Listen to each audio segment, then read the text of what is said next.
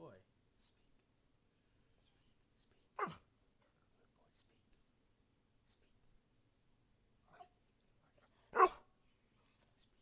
Artie, speak. Speak. Artie, speak. Speak. Artie, speak. Okay, so let's go over some of the stuff that I have here. So starting with my 6-string Ibanez bass. I'll go ahead and show you the model and everything. So this is a Geo, Ibanez Geo sound gear. Model number here on the back.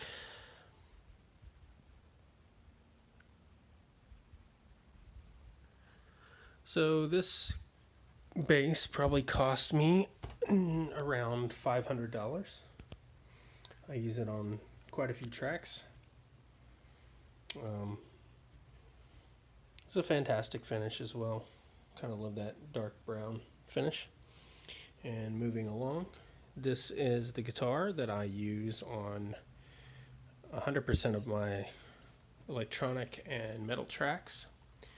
This is an Ibanez S420 series, 6-string, red finish, and you'll notice down here that I have the GK3 MIDI pickup, and we'll go over that in a second.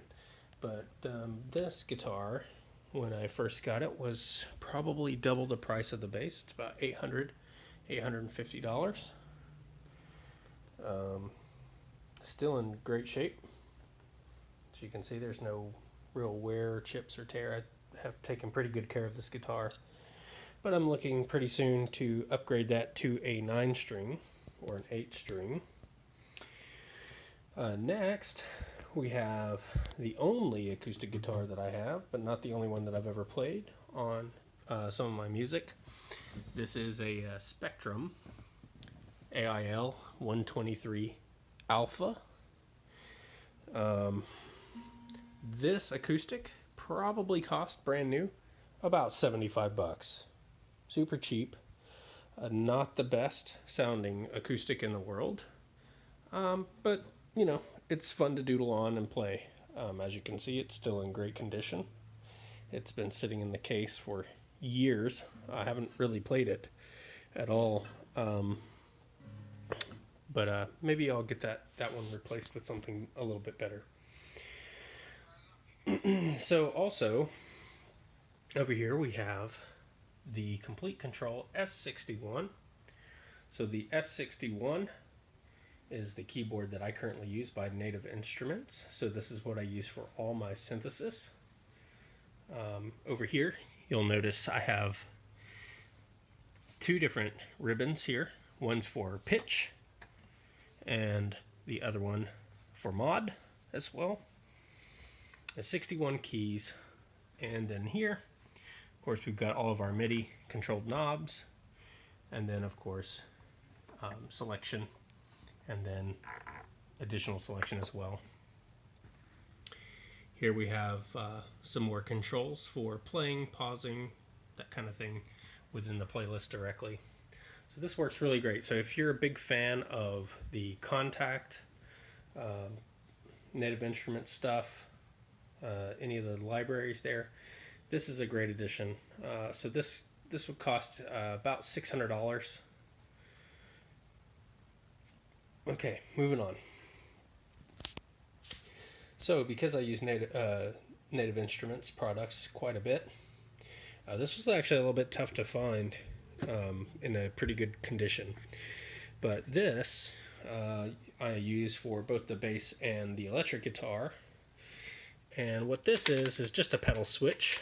You can see here that there's a selector. So this is a patch selector. Sorry that it's all dirty and everything. I need to clean all these. Of course, volume and effects pedal here, so that you can change, what's going on. And then, of course, your patch selection. Or you can put this in stomp box mode, which will allow you to turn certain effects on and off. Right, so this is your switch, tuner, and tap. And of course also operates as additional stomp box pedals if you wish. Then here, this is just a sustain pedal, 20 or so bucks off Amazon for the S61. And then finally, I mentioned before that I had this GK3 pickup. This is a MIDI pickup. And then you'll see that it has a wire coming here with its own pickup under the bridge. So what this does is it allows me to translate all the strings into MIDI notes. Then I run a cable out of the back here and plug it into this GR55 from Roland. This is a guitar synthesizer. So cool thing about having a guitar synthesizer is it's exactly what you would expect when you hear the words guitar and synthesizer in the same sentence. So this allows me to select patches and basically play any instrument that I wish by using my guitar. So I can play saxophone on the guitar, I can play tubas, I can play violins, pianos, I mean, you name it. I can play synthesizers on this thing. I can pretty much play anything that I wish using this. So the guitar rig pedal probably is about $200 new, $200 to $250. Again, the sustain pedal about 25 bucks, and the GR55 is anywhere from $700 to $800 new. Okay, so let's move over to the PC rig. So with the PC rig, I just finally finished building this. So this is a I think it's a 700D case from Corsair. So this basically, I work from home, and anything that I work from home with, I also use to work on all my stuff, all my music. So inside of here, I can't really open it up right now, but right now we've got fans running in there, but we're going to be moving to water cooling here pretty soon. What's inside? Right, so we have, if I just bring up, here we go. So you can see here that I have a M2 SSD, which is running my operating system only. And then each one of these are a 2 terabyte. These two are both 2 terabyte drives. These are, I think, 850 or 860 Pros or Evos, SSDs. And then here with the backup drive, this is a 1 gig or a 1 terabyte Western Digital. And then another 2 terabyte here. Then down here I have a 4 terabyte NAS drive, which is kind of like my backup. So if I run through the NAS, you can see here I have music, and then you can see I have got all of my First Son tracks in here. And this is kind of where I keep all of my music. So this all gets stored here. I've got all my albums and stuff in here. I'll just pick one. So Black Sail, for instance, you can see here is the release version and the project files along with the lossless waves and MP3 versions. And each folder has the project file inside and has the music as well. So if I easily want to share that with someone, I can just easily do that. So we've got somewhere around 11 terabytes of total storage on this. We are rocking. Let me just put this down for 2 seconds. Here we go.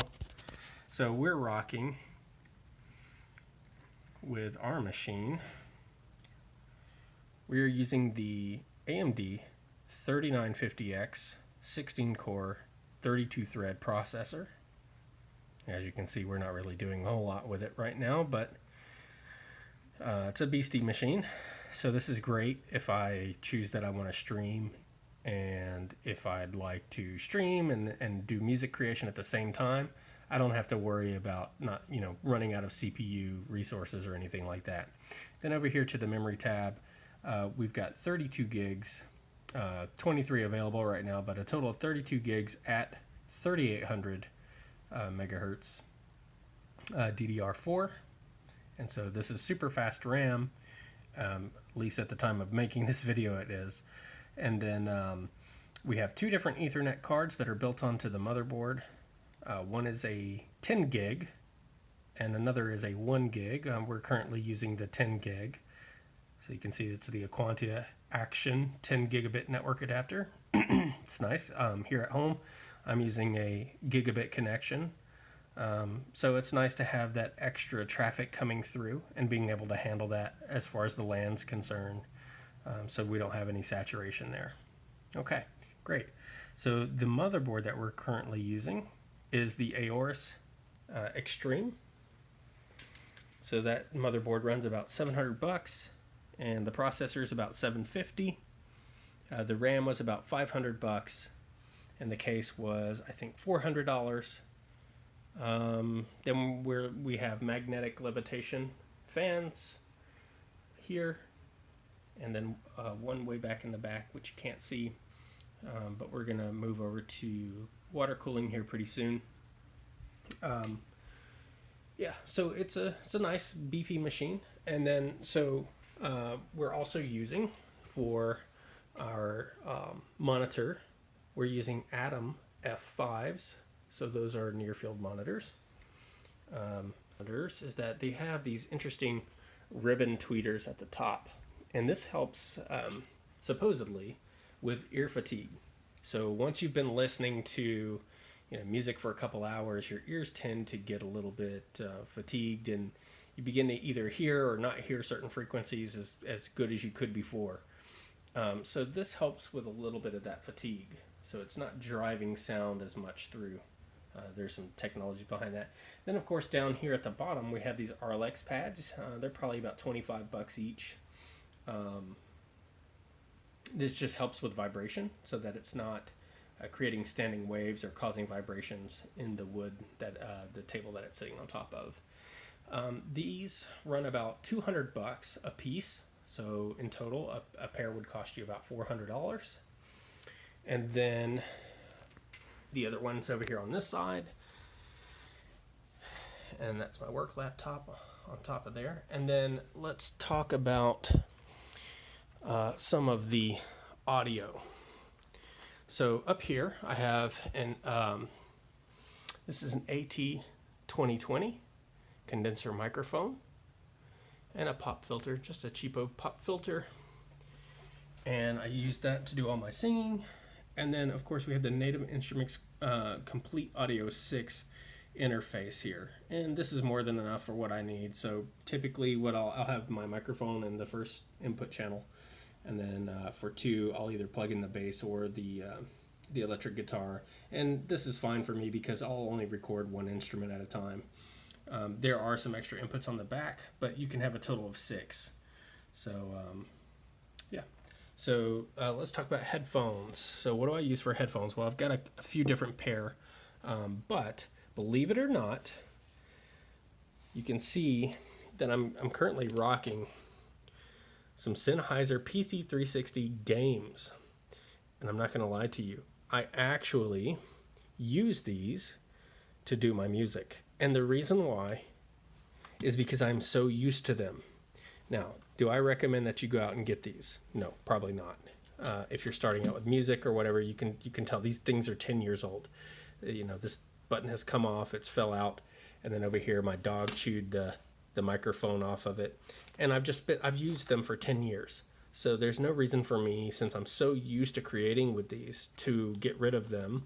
I'm very used to kind of the feel of how the bass is, what's lacking, and where all of my different frequencies are sitting. So it makes it real easy for me to mix and master with this because I'm just so familiar with it. I know that these speakers lack bass, so I can boost the bass a little bit. It's a little bit easier to deal with. Now, in terms of other professional audio, if I ever leave my home and then I'm doing something else, I won't take those with me.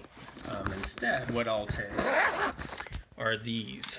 So these are the Sony MDR 7506s, or 7508, excuse me.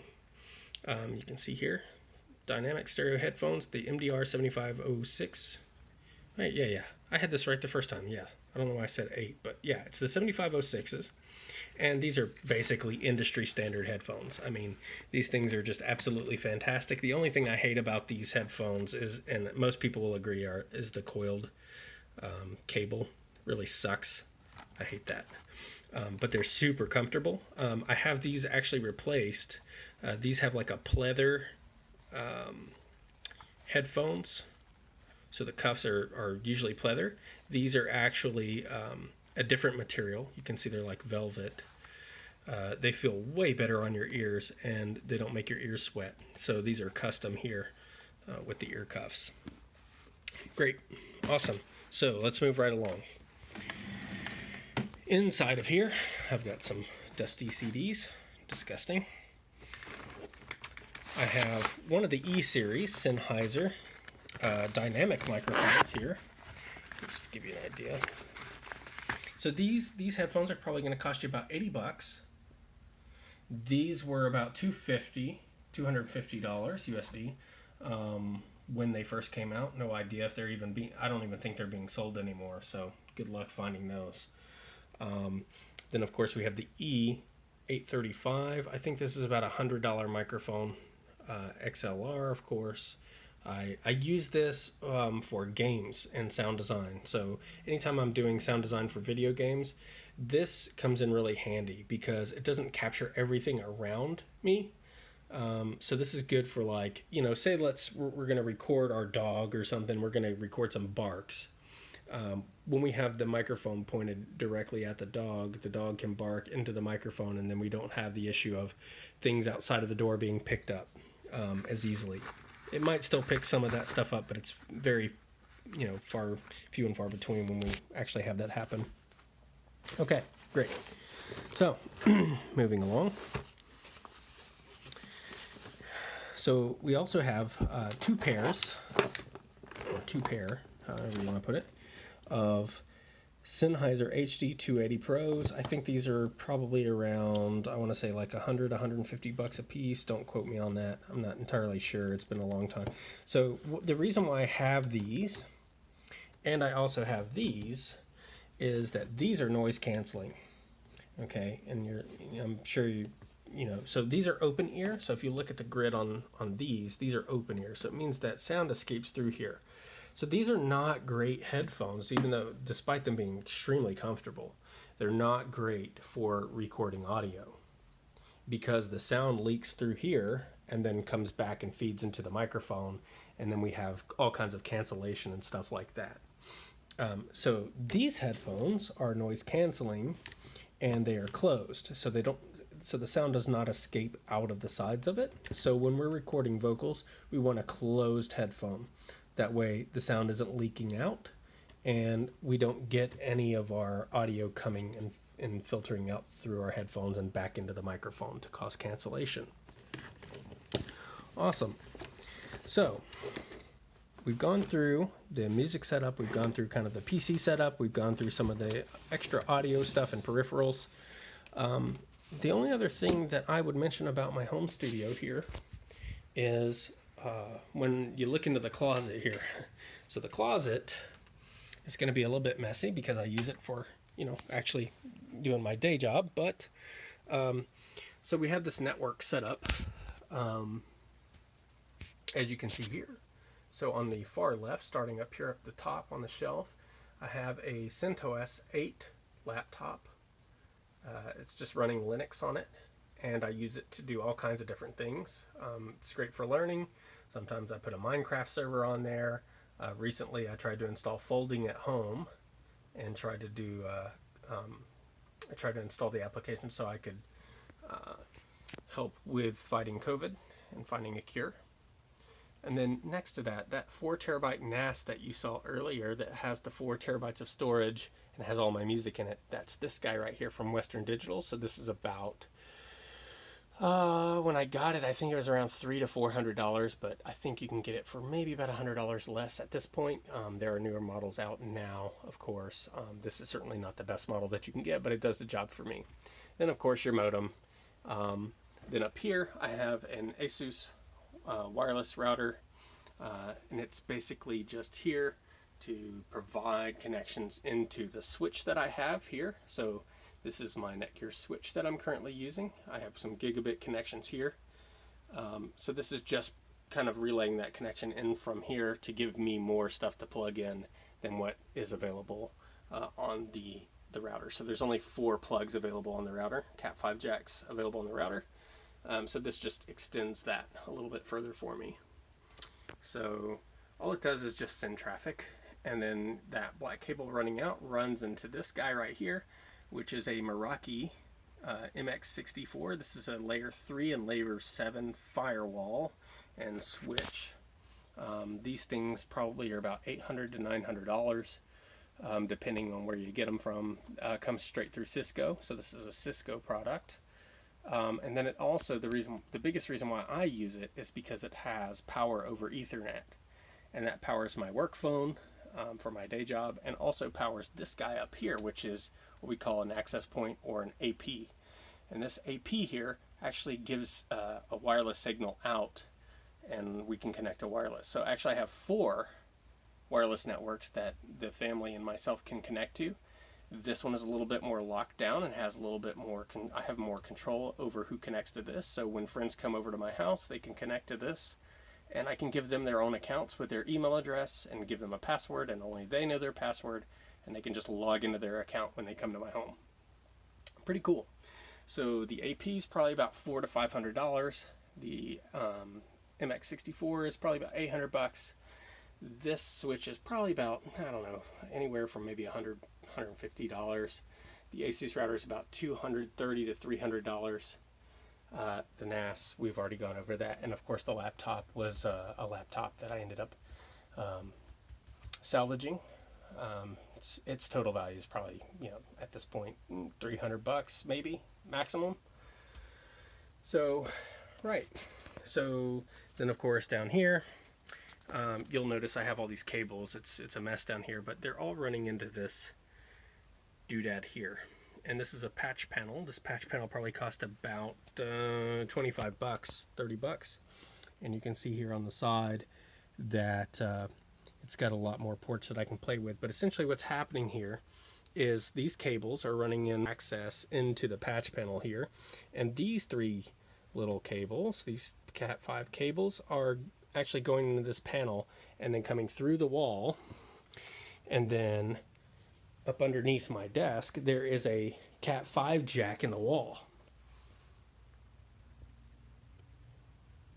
and that's how that gets internet. So that's being plugged directly in the back of my computer, as you can see back here. So that's how most of the things in my house end up getting internet access if it's not on wireless. Finally, of course, I've got my stand here for my keyboard, and then up here, this thing right there, this Syrup Genie. So when I do music videos, this basically I can put my camera on top of it, and then in addition to that, you can't really see it, but back here in the corner, see this thing with the little bump on it right here, this guy right here. And what it does is you place that big box on top, and you put your camera on top of that, and this acts as a dolly. And so I can shoot time-lapse videos, or I can shoot music videos and the camera can move over time across up and down the track. And so you can shoot videos or do time-lapse and photography with that, and that's what I like to do in my spare time as well. So yeah, so that's pretty much everything. So this is my home studio. If you have any questions about any of the gear or any of the anything else that I've talked about today, please feel free to ask your questions in the comments. Let me know what you think. I just want to point out really quick that my green screen here, by the way, just in case if I'm doing streaming or if I'm doing funny videos or something like that, this is really useful. So this thing was probably about $100 or so, a little bit more. Just want to point out something real quick, is that it really doesn't, it seems like a lot of money, and you'd be right to think that this is a lot of money, but comparing this to most musicians that play multiple instruments, I can guarantee that they're probably spending a lot more money than I am on this stuff. So, it's just part of the process. Some of these, some of these items that I've had this for over 13 years, and it's $75, and I still haven't gotten rid of it. This was $800, and I've had it for anywhere from 13 to 14 years, somewhere like that, close to that, about 12 years. Some of these new hardware pieces, I've just purchased those. So it's taken me, this one is just now over a year old since I've purchased this. And the keyboard is just a little bit over a year now as well. It's almost 2 years. So just because you're seeing all this gear here doesn't mean that, I've got a bunch of money to go and buy stuff. This is stuff that I've accumulated since I was probably a teenager, and I'm 33 years old now. So, don't, if you think this is a lot of stuff and it's very expensive, don't let that get to you. Just buy one thing at a time as you save stuff, money up. Buy one thing at a time. Take your time with it all, and then, over time you'll get more hardware, and you'll have more stuff to play around with. The thing that I can't recommend to people enough is, it's great that if you want to do music for a living, that's a fantastic idea. I think that you should always go for it. But don't forget that music, and most people will tell you this, music doesn't really pay a lot of money. So it's great to have a day job to support your healthy habits of playing music. If I had been doing music all my life and had only done that, I can tell you right now, I wouldn't have half the gear that I have today. So it's always healthy to have a daytime job, do the music as a hobby, and if it picks up and it becomes something great, awesome. But if it doesn't, you're safe. So that's not to say that you couldn't go out and, become your own band member and become super famous and be the next best guitarist in the world. If you think that that's what you can do, then by all means go for it. I can't. I have a family, and they need to eat. So we do day job, and then when I get extra money, from time to time, we purchase some gear. So great. That's pretty much it. Thanks for watching this video. I'm sorry that I had to record the entire thing on my phone. It was just going to be way easier for me to just kind of walk around with my phone and just kind of explain all this stuff. Sorry about the quality, but if you have any questions, comments, concerns, gripes, complaints, whatever, feel free to leave them in the comments. If you like the video, give it a like. If you dislike the video, give it a dislike. Let me know what you think. Okay, we'll see you next time, everyone. Bye.